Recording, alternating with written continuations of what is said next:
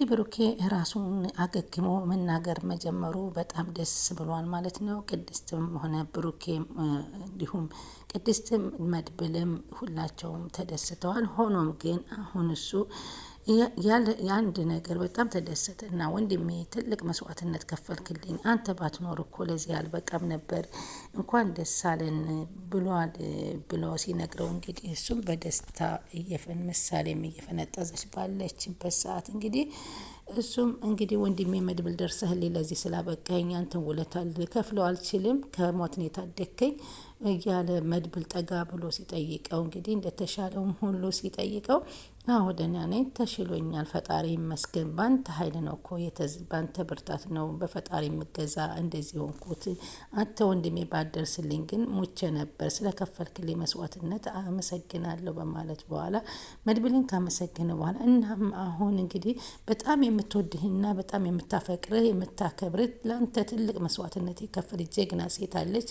እሷን ነው ምድርህ አለው። ማነች እሷ? እኔ አላቃትም አለው። እንዴ ምን አለና ደነገጠ። እውነቴን እኮ ነው አላቃትም፣ እስኪ አስታውሰኝ ማናት ሲል ድንገት ቅድስት ደግሞ ስትመጣ ይህንን ድምጽ ድንገት ፌንት ሆና ወደቀችና እንዴ ምን ማለት ነው ጋሼ? እኔን አያስታውሰኝም? የእውነት መረሳኝ ማለት ነው መድብል አለችን፣ አለቀሰች። ከዛም መድብል እባክሽ ተረጋጊ፣ ያሳለፈውን ነገር እኮ አታውቂም በማለት አረጋጋትና ማነችሽ ግን ቅድስትን አታውቃትም እንዴ? እኔን ለማረሳሳትና ነገሮችን ለመቀየር ፈልገህ ነው በማለት ይጠይቃል። አይ አይደለም አልገባኝም በማለት ነበረ። እኔ አሁንስ ቢሆን ቅድስት እንዴት የማስታወስ ችሎታ ገጥሞት ነው በማለት እንግዲህ ቅድስት በጣም ታለቅሳለች። ምክንያቱም የደረሰበት ጉዳትና ድብደባ እንግዲህ በሰዓቱ ብታይ ኑሮ እንደዚህ ድኖ መናገሩ ለእኛ ትልቅ ለውጥ ነው፣ ትልቅ ተስፋ ነው። ወደ ቀልቡ እስከሚመለስ ድረስ ቅድስት ራስሽን አረጋጊ በማለት እንግዲህ መድብል እንግዲህ ቅድስትን አረጋጋት ማለት ነው። እንግዲህ መድብል ደግሞ ከነዝና እንዲሁም ሞገስና የእሱ ጓደኛ ትልቅ መስዋዕትነት ከፍለን ነው ያልታደግነው። ቅድስቴ በነገራችን ላይ ቅድስቴ መስዋዕት ከፍለን አንድ ጊዜ ማናት እሷ ቢለን በገጠመበት ችግር ተረድተን ቢሆንም መረዳት እንዳለብን ነው። እሱ ብሩኬ ታሞ ስለነበረ ነው ይህንን ለማለት የቻለው እንጂ እነሱን አላቃቸው ብሎ አይደለም። ወደ ቀልቡ ሲመለስ ደግሞ እንግዲህ እንደሚያስታውሳስ እርግጠኛ ነን። ሉላ ደግሞ አሁን ትልቅ ችግር ውስጥ ከባድ ውስጥ ገብታለች። እሱም ከባድ ችግር ፈጥሮባታል። ጠበቃው እንግዲህ ገና ለገና ገንዘቡን እመልስላችኋለሁ፣ ሀብታችሁን አስመልስላችኋለሁ እያለ እንግዲህ በጣም ቁም ስቅል እያሳያት ነው። እባክ በፈጠረ ተወኝ፣ የልጆች አባት አይደለህም እንዴ? ግፍ ነው ይሄ እኮ ኃጢአት ነው ብትለውም ጠበቃው ግን ይህን ሊሰማት አልቻለም። የትም ብትሄጂ አታመልጭኝም፣ አድርጊ የምልሽን ነገር ብታደርጊ ነው የሚሻልሽ፣ በቅርብ ጊዜ ጨርስሻለሁ በማለት እንግዲህ ይዟት ሄዷል ማለት ነው። እንግዲህ ሉላ ጠበቃውን እንግዲህ ለመጎስ ሕክምናውን ጨርሶ ስለወጣ እንግዲህ ቶሎ ብላ መደወል ነበረባትና ሰውየውን ሪከርድ አደረገችውና ሪከርድ ካደረገችው በኋላ ወደ ሞገስ ደውላለታለች። እንግዲህ ሞገስ ይደርስና ጠበቃውን ያስይዘዋል ብለን ተስፋ አለን። እሷ ግን ይህ ችግር ከሞገስ እንዳይደርስና ነገሮች ባጭር ይፈታሉ ብላ ነበር የደበቀችው። መደበቋ ግን ትልቅ ችግር ውስጥ እንደከተታ ስላወቀች አሁን ለሞገስ ግዴታ ማሳወቅ እንዳለባት ብላ እንግዲህ ደውላለች ማለት ነው። አሁን እንግዲህ ሰላም ወደ ቻናል ተከታታዮች ሰላማችሁ በያላችሁበት ይስፋልኝ። በያላችሁበት ለዚህ ቻናል ሰብስክራይብ፣ ላይክ፣ ሼር እያደረጋችሁ አበረታቱኝ። የቀጣይ ፓርቲ ይዤላችሁ መጥቻለሁኝ። ቪዲዮውን እስከ መጨረሻ እንድትከታተሉ በትህትና ጠይቃችኋለሁኝ። ቅድስት ለምን አለቀሰች? ቅድስትስ ያስለቀሳት ነገር ምንድን ነው? ኤፍራታም እንግዲህ አሁን ወደ ሰራችው ነገር ተመልሳ ወደ ጥሩ መንገድ እየመጣች እና ወደ እነ መድብል እየተቀላቀለች ትገኛለች። ቅድስቴ ያስለቀሳት ጉዳይ እንግዲህ አላቃትም፣ ማነች እሷ? እኔ ስለኔ የምታስብልኝ ያለው ነገር ነው። ስለዚህ እሷ ለፍቅሯ ስትል ትልቅ መስዋዕትነትና በመልካምነትና በቅንነትም እንዲሁም በአማናነትም ራሷን የተወጣች ጀግና ሴት ናት። በእርግጥ እንደዚህ አይነት ሰዎች ግን ብዙ መከራ ይገጥማቸዋል። ሆነ መከራዋን ግን ተወጥተዋለች። እሷ ጎበዝ ናት። ብሩክ ደግሞ እስከ ሞት አፋፍ ደርሶ ሞቷል፣ ጠፍቷል ከተባለበት በኋላ ነው እንግዲህ ከሞት የታገቱት እነሱ። ብሩክ በቀላል መንገድ አልታገቱትም። ሁላችንም ባለፈው ፓርት እንዳየ ነው በጣም ለአንድ ወር በላይ ያክል እንግዲህ በጣም እየታገሉ ተስፋ ባለመቁረጥ በመመካከር በመተሳሰብ ሆነ እንግዲህ ሞገስም ሆነ እሱም ሆነ እንዲሁም ጓደኛው መድብል እንግዲህ በዛ መልኩ እንዳየነ ሆነ ነው አያሸነፉት ማለት ነው። ጓደኛቸውንም ወንድማቸውንም አትርፈው እንግዲህ ገብተዋል ማለት ነው። አንዳንድ ጊዜ ምሳሌ ድራማ ብዙ ነገሮችን ያስተምራል ማለት ነው። ለራሳቸውን ሳያስቀድሙ ለወገኖቻቸው ሲሞቱ ያየንበት ነው። ስለዚህ መልካምነትን እያደረጉ ነው ያየንበትና አስተማሪ ነው። አንዳንድ ጊዜ እኛ ምን አገባን ብለን የሰውን ችግር ወደ ኋላ ትተን ለራሳችን ለማስቀደም የምንደርስበት ሰዎች አሉ። በመጀመሪያ ሞገስ እንዳየ ነው ለሉላ እንጂ ለብሩክ ምንም ቦታ አልነበረውም ነበር። ወደ መጨረሻ ግን እዚህ ደረጃ ብሩክን የበደለውን ሚስቱ የቀማውን ሀብት ንብረቱ እንዲያስወስድ ያደረገው ነገር ስለጸጸተው እንደገና እሱን ለመካስ ሲል እንግዲህ ከመድብል ጋር ተነጋግሮ ወስኖ እስከ መጨረሻ ተፋልሞለታል። ስለዚህ ደስ ይላል ማለት ነው።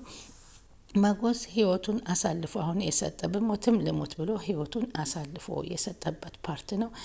እንግዲህ ለጓደኛ ነፍስን አሳልፎ መስጠት ማለት በጣም ታማኝነትን ያመለክታል።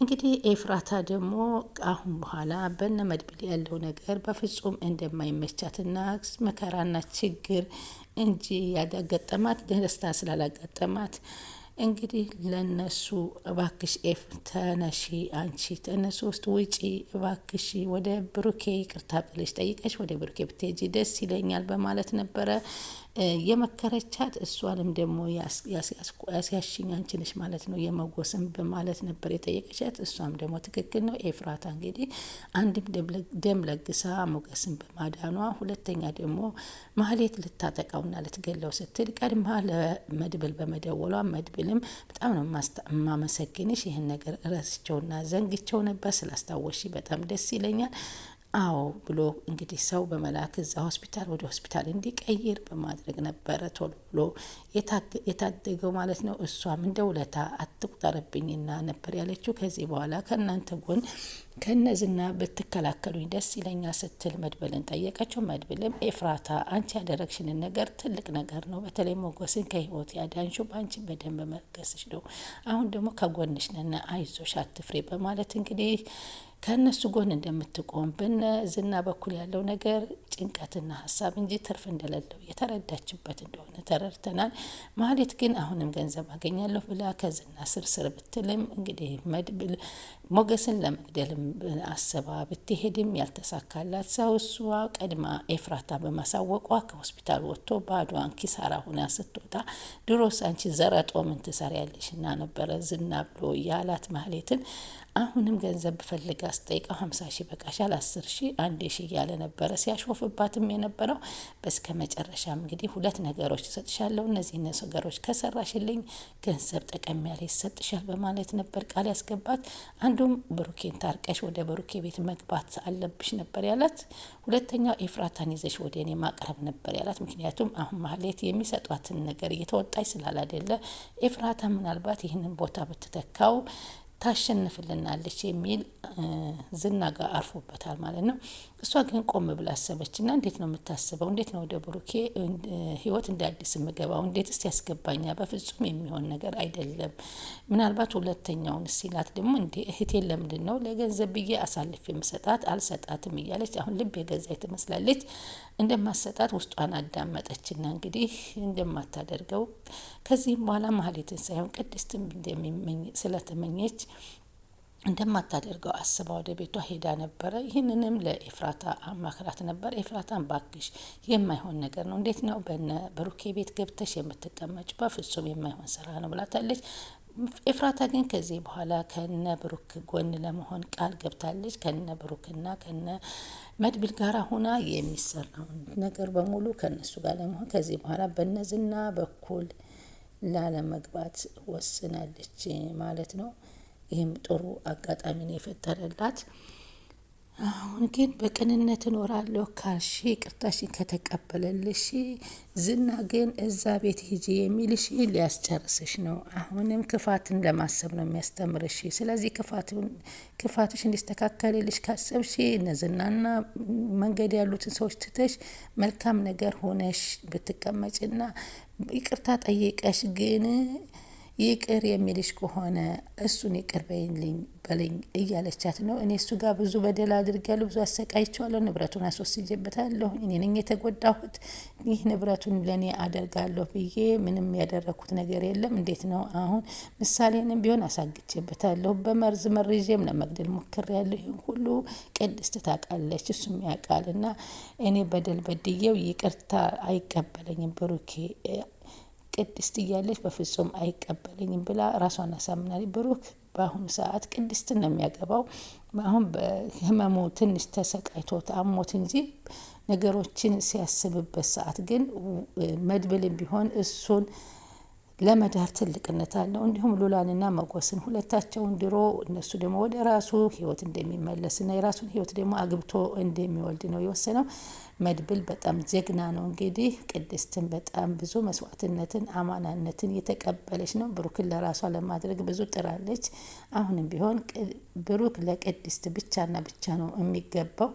አሁን አይዞሽ አገግሞ አንቺን ነው የምድረው፣ ከአንቺ ውጭ ማንንም አልድርም በማለት እሺ እንግዲያስ መድብል እንደዛ ከሆነ በተስፋ ጠብቃለሁ በማለት እንግዲህ ሳቅ ብላ ደስታዋን ውስጧን አስተካክላለች ማለት ነው። አንድ ነገር ልንገርሽ አላት። አንቺና የኔ ወንድም ብሩኬ ሁለታችሁ አንድ ላይ ሆናችሁ መጋባታችሁ አይቀርም። እኔ ደግሞ እመኒኝ ወደ ቀልቦ እስከሚመለስ ነው፣ ትንሽ ጠብቂ በማለት ያረጋጋታል። አስበሽዋል? ያሳለፈው ነገር እኮ ነው። የመጀመሪያ ቀኑ ሳመጣው እኮ መናገር አይችልም፣ ማን እንደሆነ እኮ ራሱን አይለይም ነበር። አሁን ከጊዜ ወደ ጊዜ ራሱን እየለየ ነው። አሁን ደግሞ መናገር እየቻለ ነው። ያለበት ህይወት ነው ያስገደደው። ፍቅርሽን ከገለጽለት በኋላ እሱም ከገለጸ በኋላ እንደዚህ አጣብቂኝ ውስጥ የገባው ባለፈው ካስታወሽ። አሁን ግን የማስታወስ ችሎታው ትንሽ ተቸግሮ እንጂ ከአንቺ ውጭ ማንንም አያገባም በማለት እንግዲህ ይላል። ኤፍራታም ለእህቷ ጥሩ ነገር እየተመኛችላት ነው። ማህሌት ግን ሌላ ችግር ውስጥ እና አጣብቂኝ ውስጥ እየገባች ትገኛለች። ሞገስን ካላስወገድ እያለች ሳይሳካለት ቀርታ በጣም ተናዳለች ማለት ነው።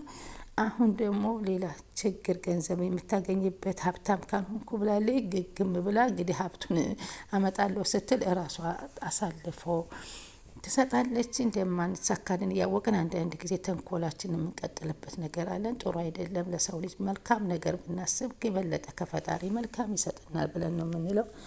እና አሁን እንግዲህ ሉላ ደግሞ የአጋቹ ሰውዬ በፍጹም ከአብረሽኝ ካልሄድሽ ተወኝ በሚል ብትለውም እምቢ ብሎ እጇን እየጎተተ ነበር። እውነት የእውነቴ ነው የምልህ መጎስ ቢሰማ በጣም ከባድ ነው። እኔ ለመከራ የተፈጠርኩ ነኝ፣ እባክህ አንተ ሰው ባያየን እኮ ፈጣሪ ያየናል፣ እባክህ እያለች ብትለምነውም እንግዳውስ እኔ የምልሽን አድርጊ፣ እኔ እናንተ የምትሉትን አድርግ፣ በአጭር ጊዜ አሳካላችኋለሁ፣ የትም ቦታ ብትሄጂ አታመልጨኝም በማለት እጇን ጎትቶ ይዟት ወጥቷል። ጠበቃው ወስዷታል ማለት ነው። ከዛ በኋላ እንግዲህ በጣም አዘነች፣ አለቀሰች። ካፌ ውስጥ እንግዲህ እንዳየናት ምክንያቱም ይህንን ድርጊት ካላደረግሽ ምንም አማራጭ የለም በማለት ሲነግራት፣ ይህን ነገር ግን ሉላ ለመጎስ እንዳትናገር ሌላ ችግር ይፈጥርበታል በማለት ነበረ የፈራችው። አዝናለች በጣም ግን መናገር ግዴታ ነው ያለባት። ምክንያቱም ወይ ድምፁን የእሱን ሪከርድ አድርጋ መያዝ አለባት። ለመጎስ ብላ እንግዲህ ከዝና ጋር ብዙ መስዋዕትነት ከፍላለች እና ይሄ ደግሞ ጠበቃ ከነዝና የተላከ ስለሆነ አሁን ከዝና ጋር ያለውን የ80 ወረቀቶችን ማስቀደድልሽ እና ከመጎስ ጋር አገናኝሻለሁ ስላላት ይህን ተስፋ በማያዝ ነበረ እሺ ያለችው። እግዳ ያለ የታገደውን ንብረታቸውን እንደሚያስመልስላቸው ስለነገራት ነበረ። አሁን ግን በፍጹም ይሄ አይሆንም፣ ድህነቴ ነው፣ ፍቅሬን ነው የምፈልገው እያለች ነው። መጨረሻውስ ምን ይሆናል? ቀጣይ የምንመለከተው ይሆናል።